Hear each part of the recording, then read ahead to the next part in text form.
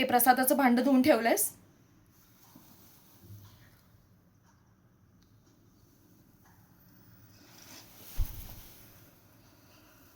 एक नाही, दोन नाही, 1000 वेळा मी तुला सांगितलेलं आहे की तुझ्या तोंडून मला आई ही हाक ऐकायची नाही.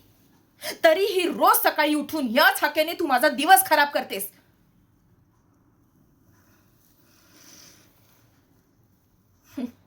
काकी,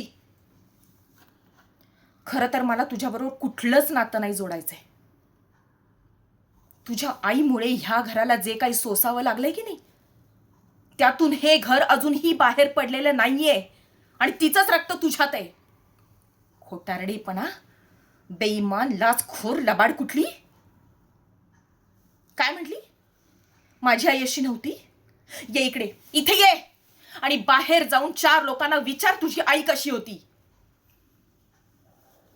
ह्या घरात मी पाऊल टाकल्यापासून फक्त तुझ्या आईचे प्रतापच ऐकायला मिळालेत आणि तू मला तिच्या जागेवर ठेवून माझा अपमान करू नकोस.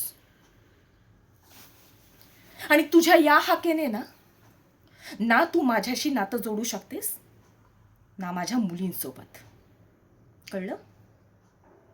तू केवळ या घरातली एक वस्तू आहेस, वस्तू. बोलता येतं म्हणून तोंड चालवायचं नाही, ऐकता येतं म्हणून कान द्यायचे नाहीत, चालता फिरता येतं म्हणून फार उडायचं नाही. कळलं? आमच्यासाठी या घरात की नाही सोफा, टेबल, चेअर ह्या जशा वस्तू आहेत ना, तशीच तू किरकोळ एक वस्तू आहेस या घरातली. त्यामुळं तू स्वतःची किंमत ओळखून राहायला शिक.